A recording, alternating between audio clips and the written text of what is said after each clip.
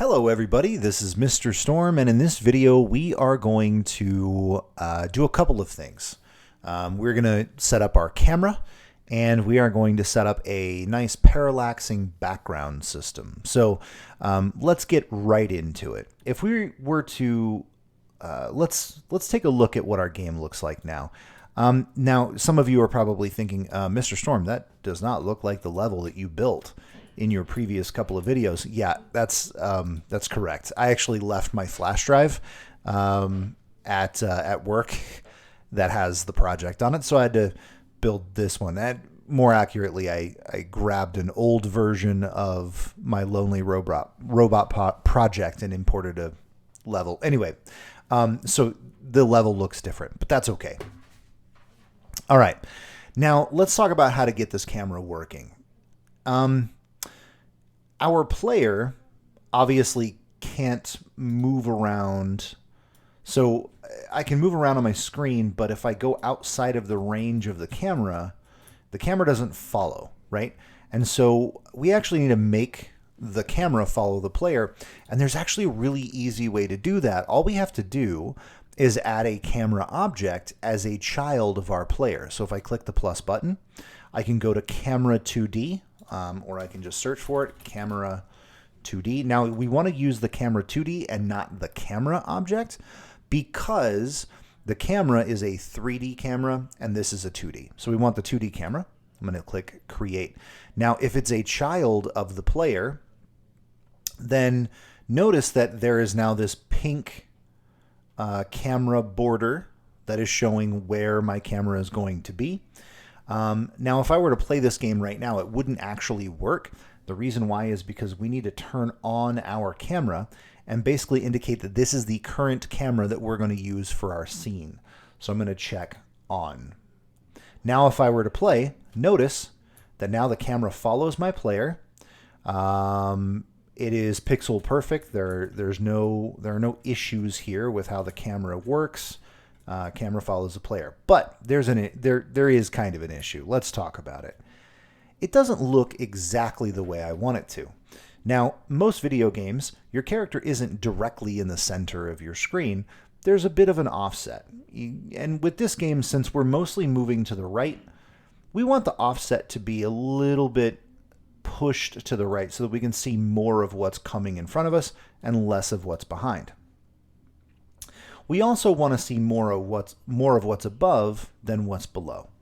So I'm going to change the offset on my X to be, I don't know, let's try 50. That's pushing it just a little bit that way. And I want to change the offset on the Y to be, let's try, oh, not 50. Let's try negative 50. So that way, now my camera is showing me more of what's to the right and more of what's above me. All right, that feels a bit better. All right, the next change we want to make is I want to set my camera so that there can be like a little bit of wiggle room in the middle. I don't want the camera to exactly follow the player pixel perfect, right? I want there to be kind of a box in the middle where when my player is running inside that box, the camera doesn't actually move. And it's really easy to implement this. All we have to do is check drag margin H and drag margin V. So check those two boxes and turn them on. What this is going to do is when I play the game, this is going to mean that in the middle of the screen, when I hit roughly the middle of the screen, it's going to start pushing the camera. But there's going to be a spot in the middle here where I can kind of go back and forth without the camera doing all kinds of crazy things, right? So that way the camera is not going to be moving around too much, right?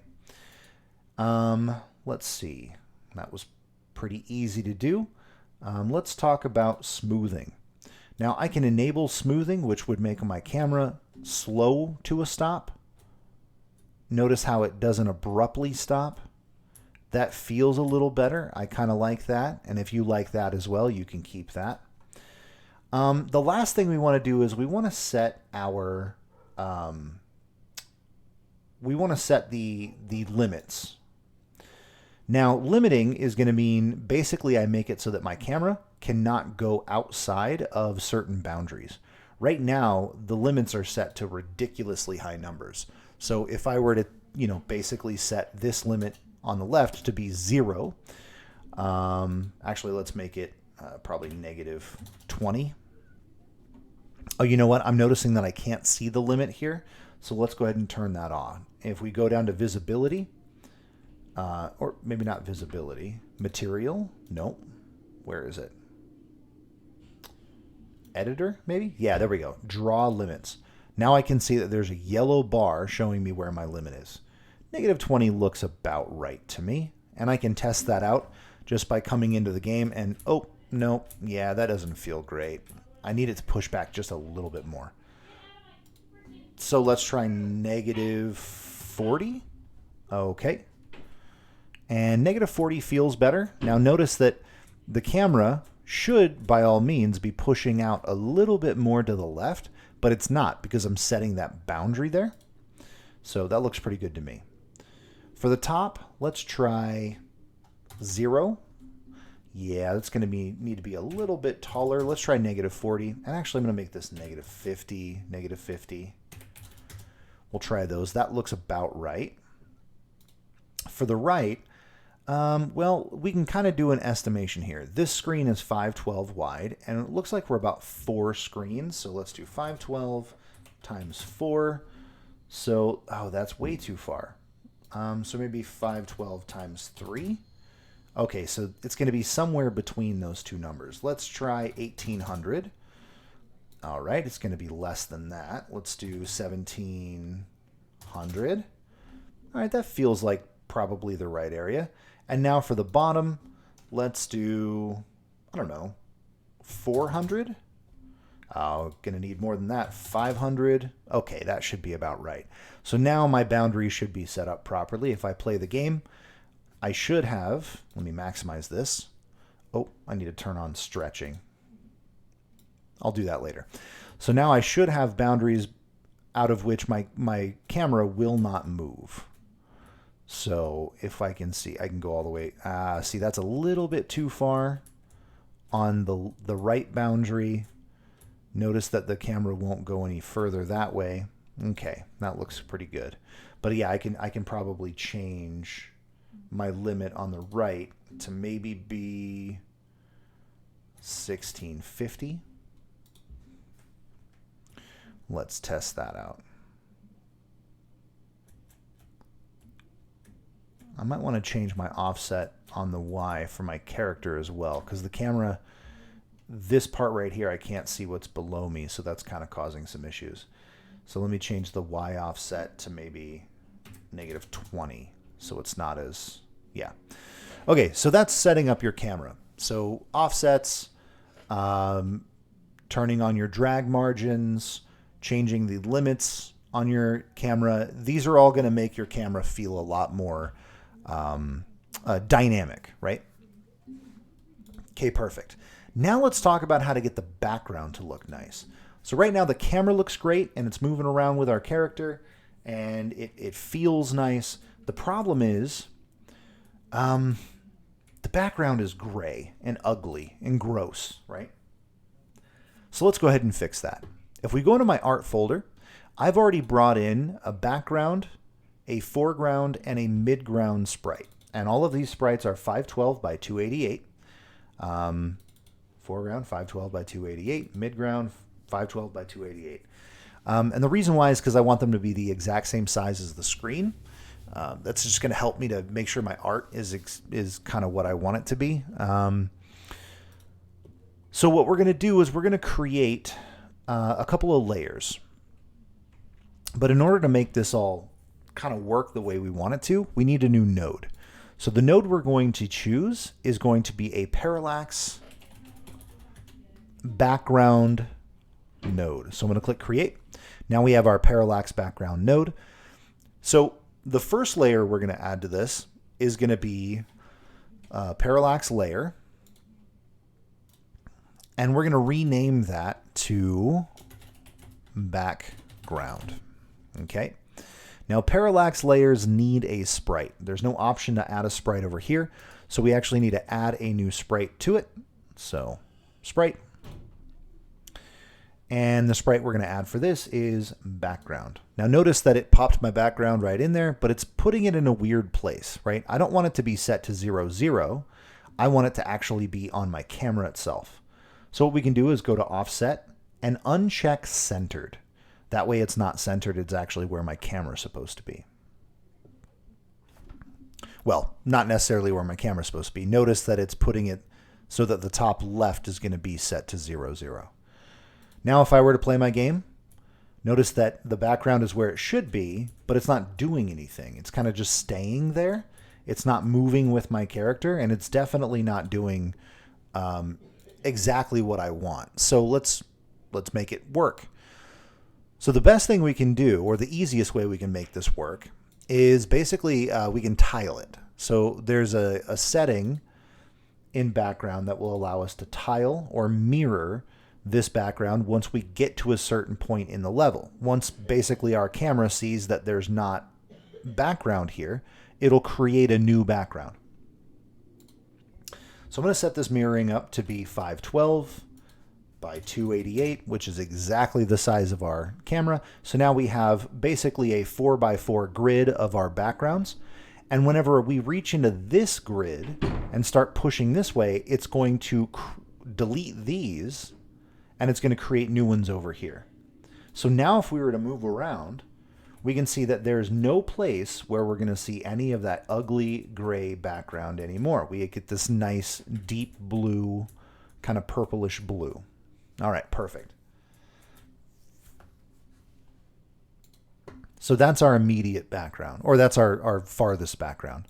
Let's create a new midground. So we're going to use a parallax layer just like before.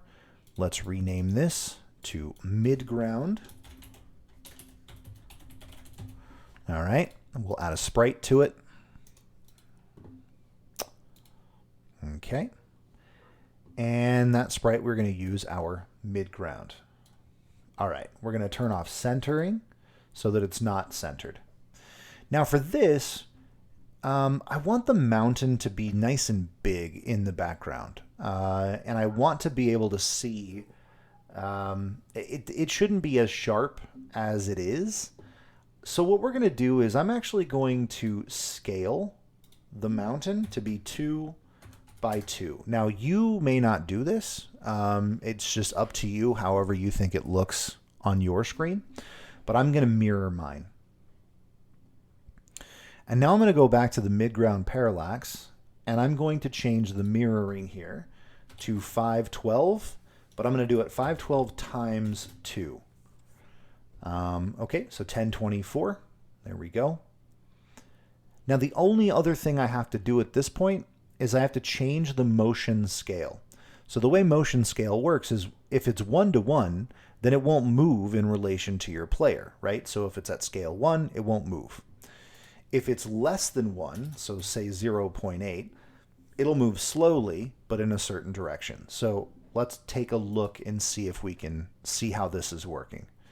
So as I move my character, notice that the background, the mountain, is moving, but very slightly and very subtly.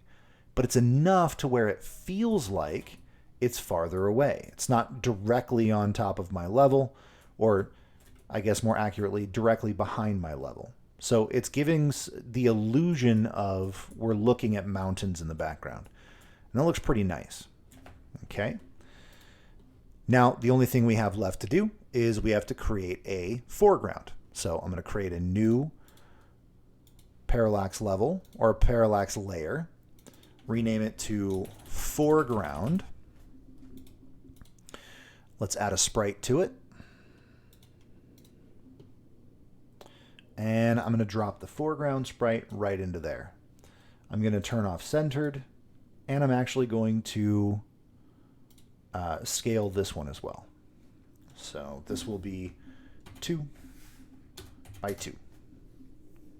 Okay. Let's go back to the foreground node here. And let's set up the mirroring to be 512 times 2. And we'll change the motion scale to be a bit faster. We'll try 1.2.